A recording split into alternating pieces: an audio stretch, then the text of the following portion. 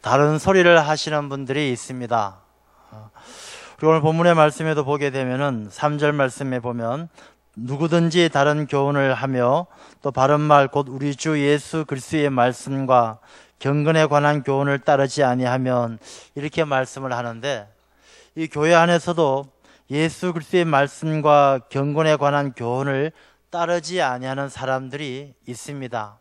우리 교회에 있다는 것이 아니고 일반적인 이야기를 할 때에 예수님의 가르침과 그 교훈을 올바르게 알지 못하고 다른 교훈을 이야기하므로 오늘날에 우리 이단 또는 사이비 이렇게 이야기할 수 있는 사람들이 많이 있음을 보게 됩니다.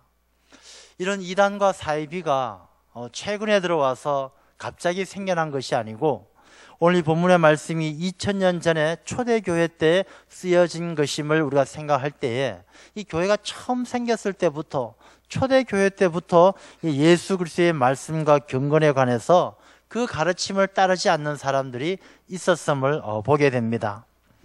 그래서 예나 지금이나 이 사람들의 생각, 또 사람들의 그 욕심 이런 것들이 크게 변하지 않은 것을 보게 되는데, 이렇게 주님의 말씀에 온전히 따르지 않는 자들의 특징이 몇 가지가 나와 있습니다. 먼저 4절 말씀을 보면 그는 교만하다 그랬습니다. 교만하다. 이 교만하다는 것은 자기 자신밖에 모르는 것이죠. 그래서 이단들이나 사이비는 보게 되면 예수님보다도 자기를 더 높입니다. 하나님의 말씀도 자기의 생각과 자기의 뜻을 관철하기 위해서 하나의 수단에 지나지 않습니다. 그 성경 말씀을 교묘하게 이용해서 이 이단들의 교주들, 자기들의 뜻을 관철하는데 그렇게 쓰는 것을 볼 수가 있습니다. 그래서 그들은 교만합니다. 뿐만 아니라 아무것도 알지 못하고, 뭐에 대해서 알지 못하느냐? 예수님의 말씀과 교훈에 대해서 알지 못하는 거예요. 이 성경 말씀을 처음부터 끝까지 전체를 이해하고 하나님이 주신 가르침을 이해하는 것이 아니라 아주 편협된 자기가 필요한 한 부분의 말씀만 가지고 그게 마치 전부인 것처럼 생각하고, 하나님의 말씀을 제대로 알지 못하고 언쟁과 변론만 좋아한다. 이 언쟁하고 변론을 좋아하는 게 뭐냐? 자기 생각을 가지고 이야기하니까 자꾸 싸움이 되는 것입니다. 예수님의 가르침, 예수님의 교훈, 예수님의 말씀을 함께 나눌 때 우리가 언쟁을 하고 다툴 일이 뭐가 있겠습니까? 자기 생각, 자기 뜻을 이야기하니까 언쟁과 싸움이 계속 일어나는 것입니다. 그래서 이들은 오늘 본문의 말씀 5절 말씀을 보게 되면 마음이 부패하여지고 진리를 잃어버려 경건을 이익의 방도로, 이 경건이라면 신앙이죠. 믿음 생활하는 것, 하나님을 잘 섬기는 것, 이 신앙생활을 하는 것조차도 이익의 방도로 생각하는 그런 모습으로 나타난다는 것입니다. 2000년 전이나 지금도 여전히 이렇게 우리를 미혹하고 또 우리의 현혹해서 넘어뜨리려고 하는 그런 세력들이 많이 있음을 보게 됩니다. 그런데 오늘 본문의 말씀은 우리의 신앙, 경건함을 잘 지켜가기 위해서는 6절 말씀을 보게 되면 자족하는 마음이 있으면 경건은 큰 이익이 되느니라. 우리가 다른 미혹하는 영들에게 넘어가지 아니하고 하나님이 기뻐하는 경건한 삶을 잘 지켜가기 위해서는 자족하는 마음이 필요하다는 것을 말씀해 주고 있습니다. 우리가 자족하는 마음이 있으면 우리가 이단들의 소리에도 미혹당하지 아니하고 또 세상의 다른 교훈에도 넘어가지 아니하고 우리의 중심을 경건하게 잘 지켜갈 수가 있다는 것을 말씀을 해주고 있습니다. 그렇다면 자족하는 마음이 그럼 무엇이냐? 자족하는 마음. 이 자족하는 마음은 이 단어대로 표현한다라면 스스로 만족하는 마음인데, 이 자족하는 마음이란 것은 우리가 뭘로 우리 스스로 만족할 수 있겠습니까? 이 자족하는 마음은 우리 것으로 채워서 만족하는 것이 아니라, 이 사람들은 영적 존재로 지음을 받았기 때문에 하나님의 것으로 채워져야 자족할 수가 있는 거예요.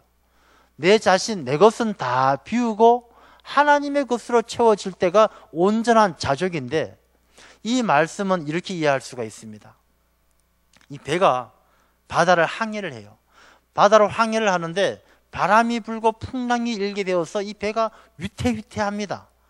어려움을 만났을 때 이 배에 탄 사람들이 제일 먼저 할 수 있는 것이 뭐냐 하면 배에 있는 무거운 짐들을 버리는 것입니다. 이 무거운 짐들을 다 버려야 이 배가 풍랑에서 뒤집어지지 아니하고 버틸 수가 있고, 그 바람이 잠잠히 가라앉으면 다시 가야 할 목적지를 향해서 갈 수가 있는 것입니다. 우리 인생의 여정도 마찬가지입니다. 우리가 신앙생활하면서 하나님의 나라를 향해 항해하고 있는 이때에 이 수많은 어려움들이, 수많은 미혹하는 영들이 풍랑이 일고 우리 인생의 배를 뒤집으려고 찾아옵니다. 그런데 우리가 그 인생의 여정 가운데 내 배에 욕심이 가득하고 세상의 것들에 대한 미련을 버리지 못해서 무거운 짐들로 가득하다라면 우리 인생의 배는 그 어려움을 만나서 뒤집어질 수밖에 없는 것입니다. 이 자족하는 마음이란 것은 버리는 마음이에요. 내 것을 다 버리고 하나님의 은혜를 담고 하나님의 뜻을 담고 하나님에게 내 삶을 다 내어드리는 것, 믿음으로 채우는 것이 바로 자족하는 마음인 줄로 믿습니다. 이게 예수님께서 보여주시는 거예요. 예수님께서 제자들과 함께 갈릴리를 배를 타고 건너갑니다. 이 배를 타고 한참 가는데 바람이 일고 풍랑이 일어서 이 배가 위태위태해요. 제자들이 예수님을 흔들어 깨우지 않습니까? 주님, 우리가 죽게 되었는데 왜 안 돌아보십니까? 예수님께서 일어나셔서 바람아 잠잠하라, 물결아 잠잠하라, 다 잠재우고 나서 제자들에게 뭐라고 이야기합니까? 왜 너희들은 믿음이 없느냐? 믿음이 없느냐? 믿음이 있으면 이 물결과 풍랑이 일어나고 배가 금방 뒤집어질 것 같은 그런 상황 속에서도 예수님처럼 평안함을 누리고 잠들 수가 있다는 것이죠. 하나님께서 함께 하시고 내가 아직도 할 일이 많고 하나님께서 나를 쓰시겠다라면 하나님께서 나를 지켜주실 것인데 뭐가 두렵느냐? 하나님을 믿는 믿음이 있으면 평안함을 지키고 어떤 물결과 어떤 풍랑에도 지켜주실 것인데 왜 너희들 믿음이 없어서 호들갑을 떠느냐? 예수님께서는 그렇게 말씀하신 것입니다. 우리가 믿음으로 채워지면, 우리가 자족하는 마음이 있으면 어떤 풍랑과 어떤 물결도 우리가 다 이겨내게 될 줄로 믿습니다. 이 자족하는 마음은 그런 능력이 있어요. 어떤 목사님은 이 자족하는 마음에 대해서 이렇게 설명을 하십니다. 이 사람이 자족하는 마음, 자기를 비우고 하나님을 믿는 믿음으로 담은 그 마음은 온도 조절기와 같다. 이 온도 조절기. 그런데 많은 사람들은 온도계와 같이 살아간다, 이렇게 이야기를 하십니다. 여러분, 이것은요, 사람이 살아갈 때 가장 좋은 온도를 만약에 20도라고 생각을 해보겠습니다. 20도. 근데 이것을 영적으로 이해를 한다면 하나님하고 나하고의 가장 좋은 관계가 20도예요. 하나님하고 화목함을 누리고 하나님과의 신령한 만남이 있는 그 기준이 20도라고 생각해 보십시오. 그런데 보통 사람들은 바깥 날씨가 막 더워져요. 30도, 40도 올라가면 온도계도 30도, 40도 따라 올라가요. 바깥 환경이 변하면은 하나님과의 좋은 관계가 깨어지고 막 자기 마음속에 분노가 생기고 불평이 생기고 왔다 갔다 하는 거예요. 바깥의 온도가 저 영하로 떨어지면 내 영적인 온도계가 20도를 지키지 못하고 저만큼 떨어져서 벌벌벌 떨면서 추위에 꼼짝달싹 못하게 되는 것입니다. 이 보통의 사람들은 그렇게 살아가요. 그러나 자족하는 마음, 내 마음이 아니라 내 마음을 다 비우고 믿음으로 하나님의 은혜로 채워진 자족하는 마음이 있는 사람은 온도 조절기와 같아서 바깥 온도가 40도, 50도 올라가도 방 안의 온도는 낮추어서 20도를 유지하는 거예요. 하나님과의 가장 좋은 관계, 하나님과의 평화를 유지하는 것입니다. 바깥의 온도가 저 영하로 떨어져서 벌벌벌 떨어도 방 안의 온도는 더 높여가지고 20도를 유지하는 거예요. 자족하는 마음이 있으면은 자기가 살아가는 환경의 지배를 받는 것이 아니라 자기의 마음을 다스려서 하나님과 가장 좋은 관계로 유지할 수 있는 것, 그것이 바로 자족하는 마음, 내 욕심과 내 모든 짐을 내려놓고 믿는, 하나님을 믿는 믿음으로 채워진 자족하는 마음의 힘과 능력이 된다는 것입니다. 그러니 우리가 이 자족하는 마음이 얼마나 귀합니까? 이 자족하는 마음을 잘 지키는 사람이 경건에 큰 이익이 있는 것입니다. 다윗 왕은 위대한 왕입니다. 다윗 왕은 전쟁 나가면 승리도 많이 했고 또 아들한테 쫓겨다니기도 하고 힘든 일도 많았습니다. 이 다윗이 나중에 그런 생각을 합니다. 정말 내가 전쟁에서 이길 때 내가 내 힘과 내 능력으로 교만하면 어떻게 하나 고민이 됩니다. 또 한편으로는 내가 전쟁에 나가서 졌을 때 하나님이 나를 도와주지 않고 하나님께서 나를 외면하셨기 때문에 졌다고 하나님께 원망하면 어떻게 하나 고민이 되었습니다.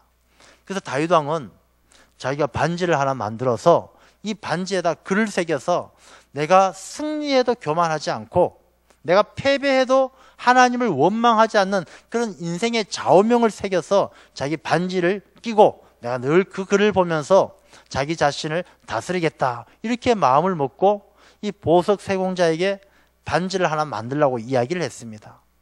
반지를 잘 만들었지만 거기에 새기는 글귀가 문제입니다.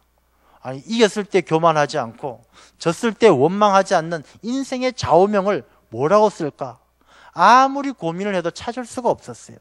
그래서 다윗 왕은 어린 솔로몬이지만 지혜로운 솔로몬에게 물어보는 것이죠. 솔로몬아, 내가 전쟁해도 승리해도 교만하지 않고 졌을 때 하나님을 원망하지 않고 낙심하지 않는 내 인생의 좌우명으로 삼을 만한 말이 뭐 없을까? 솔로몬이 그렇게 이야기하죠. 우리 모든 잠시 후면 죽습니다. 이 모든 것은 지나가리라. 이것을 좌우명으로 삼으십시오. 이 또한 지나가리라. 우리가 승리했을 때 전쟁의 승리를 통해서 기뻐하는 것도 잠깐 다 지나가는 것이고 전쟁에서 져서 패배해서 낙심하는 것도 이 또한 지나가리라. 잠깐 지나가는 것이고 세상의 모든 것이 다 지나갑니다. 이겼다고 교만할 것이 아니고 졌다고 낙심할 것이 아니고 마음을 비우고 하나님의 영광만을 드러내는 삶을 살아가십시오 라는 의미가 담겨져 있는 것입니다. 여러분, 우리의 모든 것은요 다 지나가는 것입니다. 우리의 젊음도 지나가요. 우리가 가지고 있는 명예 다 지나갑니다. 내가 가지고 있는 건강 언제까지 갈 것 같습니까? 이 또한 지나가는 것입니다. 우리가 이 또한 지나가는 것, 권력, 명예, 돈, 건강 이런 것에 매여 있지 말고 내 모든 마음을 비우고 내가 자족하는 마음으로 살아갈 때 우리의 경건에 더 큰 이익이 되어서 하나님께 가까이 나아가고 하나님을 깊이 만날 수 있는 그런 은혜가 임할 줄로 믿습니다. 그런데 문제는 이 마음을 딱 비우고 싶다고 해서 딱 비워지면 얼마나 좋겠습니까? 내 마음을 비우고 하나님의 은혜로 채우겠다. 그래서 채워지면 얼마나 좋겠습니까? 이게 쉽지가 않다는 것입니다. 우리가 조금만 틈만 있으면 내 마음속에 욕심이 그냥 혀를 낼름낼름 하면서 자꾸 우리를 부추기는 거예요. 내가 마음을 비웠다 생각하고 눈 뜨면 또 욕심이 생기고 또 다시 눈 감고 마음을 비워야지 하지만 또 욕심이 생기고 이 사람들의 욕심은요 때도 없이 계속 나오는 것입니다. 그래서 철학자 루소는 이렇게 이야기했습니다. 사람은 10대 때는 과자가 그 사람의 인생을 이끌어가고 이 젊은 아이 때는 맛있는 과자만 주면 따라가는 거예요. 10대 때는 과자를 따라 살아가고 20대는 연인을 따라 살아가고 자기가 좋아하는 사람을 따라서 살아가는 거예요. 30대 때는 자기의 쾌락을 따라 살아가고 자기의 즐거움 따라 살아가고 40대 때는 자기의 야망을 위해서 살아가고 야망이 그 사람의 인생을 이끌어가는 거예요. 50대 때에는 자기의 탐심, 갖고 싶어하고 소유하고 싶은 욕심에 따라 살아가고 도대체 우리 인생은 언제 진리를 위해서 살아가는 것일까? 루소가 그렇게 탄식을 했어요. 사람들이 늘 10대 때부터 50대 늙어 죽을 때까지 과자를 따라서 연인을 따라서 쾌락을 따라서 야망을 따라서 탐심을 따라서 다 저마다의 욕구를 따라서 살아가고 정말로 하나님이 기뻐하는 진리를 위해서 사는 시간은 언제인가 라고 이야기할 정도로 이 사람은 끊임없이 욕심이 나오는 거예요. 그래서 이 욕구, 자기의 욕구를 충족하기 위해서 살아가는 게 사람들의 인생이라는데 우리가 자족하는 마음을 갖지 못하는 어려움이 있는 것입니다. 요즘도 보게 되면 요즘 같은 이 신자유경제 질서 속에서는 모든 게 상업적이잖아요. 막 광고를 해서 욕구를 부추기는 일들이 얼마나 많습니까? 요즘에 그 태양의 후예란 드라마가 아주 세계적으로 막 인기를 끌지 않습니까? 이 송중기하고 송혜교가 나오는 그 드라마지 말입니다. 뭐 이러는 거. 그 드라마 보게 되면 이 송중기가 입은 옷, 송혜교가 바르는 립스틱 불티나게 팔리지 않습니까? 이 중국 사람들이나 우리나라 사람들이 그 물건을 살 때 야, 송혜교가 바른 립스틱이 품질이 좋고 색깔이 예쁘고 따져서 삽니까? 아니에요. 송혜교가 발랐기 때문에 무조건 사고 보는 거예요. 그걸 바른다고 자기가 송혜교가 되는 것도 아닌데 그냥 바르면 기분 좋고 자기 욕구 충족을 위해서 산다는 것이죠. 자기들이 욕구 충족을 위해서 그렇게 살아가는 거예요. 이 사람의 이 욕구라는 게 쉽게 끊어지지 않는 것입니다.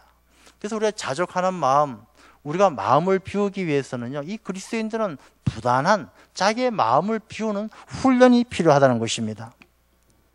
우리가 살아가면서 이 자기 자신의 욕심을 따라서 이끌려 살아가는 시간들이 너무나 많습니다. 우리 그리스도인들도 마찬가지예요. 우리 한국 교회는 70년대, 80년대 교회를 굉장히 성장하면서 그 당시 이끌었던 신앙의 그 신학이 뭐였냐 하면 번영신학이었어요. 예수 잘 믿으면 잘 된다. 이게 신학의 주를 이루었습니다. 예수 잘 믿으면 병이 낫는다. 예수 잘 믿으면 일이 잘 된다. 예수 잘 믿으면 자녀들 좋은 데 가고 잘 된다. 그래서 많은 사람들이 교회에 몰려오면서 이 교회가 굉장한 부흥을 이루었어요. 맞습니다. 예수님 잘 믿으면 복 받아요. 예수님 잘 믿으면 건강도 고쳐지고 자녀도 잘 되고 잘 살게 되고 좋아집니다. 그런데 우리가 정말로 그 중에 중요한 게 무엇인지를 놓쳐버렸어요. 주객이 전도된 거예요. 예수님을 잘 믿으면 복 받는 게 맞는데 이 얘기에서 진짜 중요한 게 뭐냐면 예수님 잘 믿는 게 중요한 거예요. 예수님을 잘 믿는 게 중요한 것인데 언제부터인가 예수님 잘 믿으면 복 받는다 해서 이 복 받는 게 주가 되고 예수님 잘 믿는 게 부가 돼 버렸어요. 그래서 복 받아야 예수 잘 믿는 것이 된 거고 예수 잘 믿으면 복 받는다는 게 인정이 안 되는 주객이 바뀌는 그런 상황이 되어버린 것입니다. 그러다 보니까 그리스도인들도요, 오늘 본문의 말씀에도 보게 되면 8절 말씀에 보면 우리가 먹을 것과 입을 것이 있은즉 족한 줄로 알 것이니라. 먹을 것이 있고 입을 것이 있으면 족한 줄 알아야 되는데 이 족함을 모르는 것입니다. 만족함을 모르는 거예요. 자, 먹을 것, 입을 것만으로 어떻게 사느냐? 더 많이 가지고 더 잘 살아야 된다는데 우리가 마음을 비우지를 못하는 것입니다. 그리스도인들조차도 예수 잘 믿으면 복 받고 잘 되고 잘 살고 여기에 마음을 빼앗겨 버려서 예수님 잘 믿는다는 그것을 잃어버리고 복 받는 쪽에만 관심을 갖다 보니까 불평과 불만이 계속 쌓이는 거예요. 내가 입은 것, 입을 것, 먹을 것 늘 부족하게만 보이는 거예요. 그래서 우리 그리스도인들이 그런 과정을 거쳐오다 보니까 2000년대 접어들고 2010년대 오늘 2016년 이 시대에 와서 이 교회가 세상 가운데 빛이 되지 못하고 소금이 되지 못하는 안타까운 현실을 맞이하게 된 것입니다. 우리가 이 일을 회복하기 위해서는 우리가 주객이 바뀐 것을 바로잡아야 돼요. 예수님을 잘 믿어야 되고 경건해야 되고 하나님의 뜻에 합당해야 되고 그리하기 위해서는 우리가 자족하는 마음, 내가 예수 그리스도의 은혜로 살아갈 수 있도록 내 마음의 욕심을 비우는 훈련이 필요하다는 것입니다. 우리가 더에 대한 삶은 잘 살아요. 더 잘 살고 더 잘 먹고 더 즐기고 이런 삶에는 너무나 가르쳐주지 않아도 익숙해져 있어요. 그러나 이제 우리 그리스도인들은요, 이 덜에 대한 삶에 대해서 깊이 생각해 보아야 할 때가 왔습니다. 우리가 얼마나 잘 먹고 잘 사는 이때입니까? 저도 식당 가서 음식 나오는 거 보면요, 물론 돈 내고 먹는 식당이지만은 황송할 정도예요. 막 상이 부러질 정도로 엄청 많이 나오고 맛있는 것도 너무 많고 먹고 먹어도 나올 때 보면 반 정도 남아있고 나오면서도 마음이 불편하고 미안하고 죄스럽고 우리가 너무나 잘 먹고 있는 거예요. 우리 그리스도인들이 이 시대를 살아가면서 좀 덜 먹고 덜 입고 덜 쓰고 덜 즐기고 이 덜에 대한 삶에 대해서 우리가 좀 깊이 고민해 볼 필요가 있습니다. 내가 자족하는 마음을 가지기 위해서는요, 이 덜 먹고 덜 쓰고 덜 입고 이 덜에 대한 삶을 우리가 훈련되어질 때 우리가 마음을 하나 둘 비워갈 수가 있어요. 덜이 아니라 더 먹고 더 잘 살고 더 많이 가지고 이 더에 대한 욕심을 버리지 못하면 우리가 자족하는 마음을 가질 수가 없다는 것입니다. 그리고 우리는 나누는 것에 대해서도 훈련되어져야 됩니다. 여러분, 나눔이란 것은요, 내가 나누고 싶다고 나눌 수 있는 게 아니에요. 이 나눔은 하나님의 창조의 질서와 하나님의 뜻을 깊이 깨달을 수 있을 때 나눌 수가 있는 것입니다. 왜냐하면 하나님께서 우리를 창조하시고 우리 사람을 한 사람 한 사람을 천하보다 귀하게 여기시잖아요. 그러면 하나님께서 나를 천하보다 귀하게 여기시는 것처럼 내 옆에 있는 모든 사람이 천하보다 귀하다는 것을 우리가 잘 인지를 해야 돼요. 나만 귀하고 저 사람은 못됐고 값없고 그런 생각을 가지면 절대로 나눌 수가 없어요. 사람만 그런 것이 아니고 다른 생명체도 마찬가지입니다. 다른 생명체도, 강아지도 고양이도 날아가는 새도 하나님께서 모든 이 생태계란 질서 속에서 우리 인간들과 유기적인 조화를 이루면서 살아가게끔 만들어 놓은 하나님의 섭리가 있다는 사실을 잘 깨달아 알아야 되는 것입니다. 그래서 우리가 나눈다는 것이 꼭 사람과 사람만 나누는 것이 아니라 우리가 하나님이 창조하신 이 자연세계, 이 피조세계 잘 보호해야 됩니다. 다른 작은 생명조차도, 작은 그런 동물들조차도 우리가 함께 나누어서 조화롭게 살아가면서 생육하고 번성할 수 있도록 하나님의 질서 가운데 있음을 깨달아 알을 때 우리가 나눌 수가 있는 것입니다. 제가 전에 시베리아의 영혼이라는 그런 책을 보다 보니까 그런 내용이 있었습니다. 이 시베리아의 영혼은 시베리아 호랑이를 발견하기 위해서 찾아가는 추적하는 그런 과정을 담은 책인데 그 가운데 이런 내용이 있어요. 이 부엉이가 있는데 부엉이는 사람하고 눈이 딱 마주치면 그 눈이 마주친 그 자리에서 다시는 나타나지 않습니다. 자기가 살던 집에 앉아 있는데 지나가던 사람하고 눈이 딱 마주쳤다.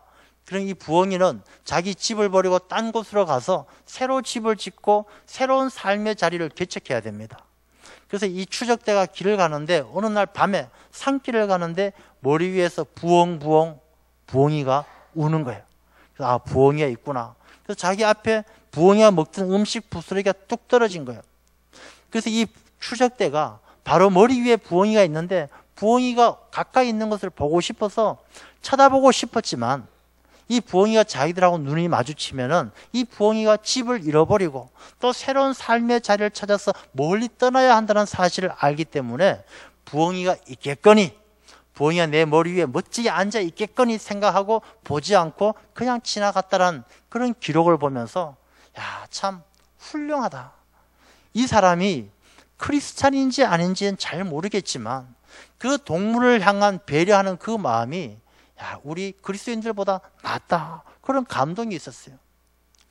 우리가 이 그리스도인들이 그런 작은 생명뿐만 아니라 우리의 이웃을 내 몸과 같이 사랑한다라는 게 주고 나누어 주고 그 이전에 그들에 대한 작은 관심과 배려가 필요한 것입니다. 우리가 그들에게 나누어 주고 배려해 주고 관용해 주는 것, 그것을 통해서 또 우리가 자족하는 마음을 가지고 이 비운 마음으로 하나님의 은혜를 채워서 우리가 하나님을 기쁘게 할 때 우리가 더욱더 하나님을 깊이 만나고 하나님의 뜻에 합당하게 사는 삶이 될 줄로 믿습니다. 근데 사람들은 끊임없이 자기 자신의 욕구를 추구하다 보니까 9절 말씀을 보면은 부하려 하는 자들은 시험과 올무와 여러 가지 어리석고 해로운 욕심에 떨어진다. 이 부하려고 한다는 것은 뭐 부자가 된다 이런 의미가 아니라 자기의 욕구를 채우기 위해서 몸부림치는 사람들을 이야기하는 거예요.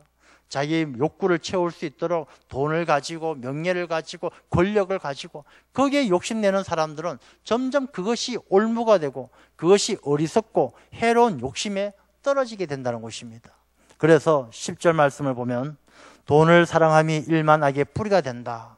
이 돈이라는 게 금전, 화폐를 이야기하는 것이 아니라 자기의 욕구를 채울 수 있는 모든 수단을 이야기하는 것입니다. 우리가 성경 말씀을 통해서 보면 이 돈이라는 게 나쁜 게 아니에요. 부유해지는 게 나쁜 게 아니에요. 하나님을 잘 섬기면 하나님께서 부유하게 해주시고 또 이 부유한 삶을 통해서 하나님께서 큰 일을 감당하게 하셔요. 아브라함도 이삭도 욥도 다윗도 솔로몬도 하나님을 잘 섬기는 사람들 다 부유하게 해주셨어요. 그런데 이 돈을 사랑한다는 것은 자기 욕구를 채우는 그 수단을 하나님보다 더 좋아하는 것을 말하는 것이죠. 성경 말씀은 재물이냐 하나님이냐 이 둘을 겸하여 섬길 수 없다라고 말씀하고 있는데 이 돈을 사랑한다는 것은 하나님을 떠나고 재물을 섬기는 것을 말하는 것이죠. 이 돈을 사랑함이 일만하게 뿌리다. 모든 죄가 이 자기의 욕구를 채우기 위해서 몸부림치며 살아가는 데서 죄가 시작된다는 것입니다. 왜 그렇습니까? 돈이 이 자기 욕구를 채우는 것이 위험한 이유가 있어요. 첫 번째는 이것이 이 돈이라는 것이 바닷물과 같은 거예요. 바닷물과 같다는 것은 무슨 의미냐? 사람들이 배가 부서져서 이 튜브를 타고 구명보트를 타고 바다 위를 떠돌아다닙니다. 이 구조당하지 못하고 사람들이 죽게 되는데 죽게 되는 이유가 뭐냐면 탈수증이에요. 물 위에 떠 있으면서도 목이 말라서 수분이 없어서 죽게 되는 거예요. 왜냐하면 바닷물을 떠먹으면 탈수증이 더 심하기 때문에 그렇습니다. 바닷물은 먹으면 먹을수록 탈수증이 심하는 거예요. 우리 자기의 욕구를 충족시킨다는 게 바로 그렇습니다. 사람은요, 욕구를 충족시키면 충족시킬수록 한없이 그 욕구가 커져서 점점점 욕구의 노예가 되는 것입니다. 우리가 요 정도 욕구만 채워지면 만족할 것 같다? 그렇지 않습니다. 요 정도 욕구가 채워지면 더 큰 욕구가 그 사람을 아주 목마르게 하는 거예요. 올무가 되어서 그 사람을 좋아오는 거예요. 그래서 채워도 채워지지 않는 게 이 사람들의 욕구 충족이에요. 그래서 돈을 사랑하며 일만하게 뿌리한 것은 욕구 충족에 몸부림치는 사람들은 결국에는 하나님을 떠나고 죄 가운데 빠지게 된다는 것입니다. 두 번째, 이 욕구를 채운다는 것은요, 신기루와 같습니다. 이 광야 사막에서 만나는 신기루, 멀리서 보면 멋있어 보이지만 다가가면 아무것도 없는 허상인 거예요. 우리가 욕구를 채운다는 것이 내가 이렇게 하면 즐겁고 행복할 것 같지만 막상 그것을 해보게 되면요, 더 큰 고통과 아픔으로 남는 것입니다. 마약을 하면 정신도 몽롱하고 즐거운 것 같지만 막상 마약을 해보십시오. 진짜 해보란 얘기는 아니고요.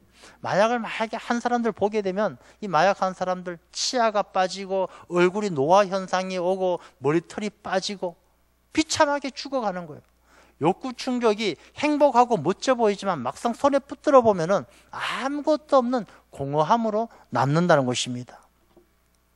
그러니 어떻게 이 자기의 욕구 충족하면서 살아가는 삶이 악의 뿌리가 되지 않을 수가 없는 거예요. 그리고 자기 자신의 욕구를 충족시키다 보면 사람들은 이기적이 돼요. 남들 상처 입는 거 신경도 안 써요. 남들 손해보는 거 신경도 안 써요. 자기 욕구만 채우면 되는 거예요. 이기적이 되고 비열해지고 비겁해지고. 그러니 돈을 사랑함이 자기 욕구를 채우는 삶에 붙들려 살아가는 삶이 일만하게 뿌리가 되지 않을 수가 없다는 것을 말씀하고 있습니다. 그래서 우리는 이러한 시대를 살아가면서 내 마음속에서 자꾸만 불일듯이 일어나고 있는 이 욕구를 잘 다스려서 우리가 자족하는 마음을 훈련해야 된다는 것입니다. 자족하는 마음. 이 자족하는 마음을 훈련하기 위해서는 우리의 가치관이 바뀌어야 돼요. 요즘에 사람들은 무슨 일을 보든지 다 금전적으로 판단해요. 이거 하면은 돈이 되느냐 안 되느냐, 이익이 있느냐 없느냐, 안 돼요. 사람의 근본적인 목적은요, 하나님을 영화롭게 하는 것입니다. 우리가 어떤 일을 함에 있어서 이 일을 했을 때 하나님이 기뻐하느냐 그렇지 않느냐, 이것이 우리 삶의 기준이 되어야 되는 것이지 이익이 되느냐 안 되느냐 그렇게 판단해서는 안 된다는 것입니다. 사람들이 작은 욕심이지만 욕구를 채우기 위해서 욕심을 따라 살다 보면 결국에는 엄청난 어려움을 당하고 나중엔 후회하게 되는 것입니다. 톨스토이가 쓴 글 가운데 이 재화의 근본이란 그 책에 보면 이런 내용이 나와요. 어떤 동네에 아주 형제처럼 지내는 두 집안이 있어요. 왼쪽 집, 오른쪽 집. 형제처럼 나란히 있어요. 그런데 어느 날 오른쪽 집에 살던 닭장에 살던 닭이 외출을 해서 놀러 다니다가 왼쪽 집 닭장에 들어가서 거기서 달걀을 낳았어요. 근데 이 오른쪽 집에 살던 조그만 꼬마 아이가 이 달걀 낳는 것을 봤어요. 엄마한테가 이야기하죠. 엄마, 우리 집 닭이 왼쪽 저 옆집에 닭장에 가서 달걀을 낳는 걸 내가 봤어. 달걀을 낳고 꼬꼬댁하고 다시 우리 집에 왔어. 애가 이야기를 해요. 그럼 엄마가 아 그래? 옆집에 가서 여기 우리 집 닭이 낳은 달걀 찾으러 왔습니다. 주십시오. 옆집에서는 갑자기 엉뚱한 소리죠. 무슨 소리입니까? 왜 남의 집 닭장에 있는 달걀을 달라고 합니까? 우리 집 닭이 가서 낳은 달걀입니다. 주십시오.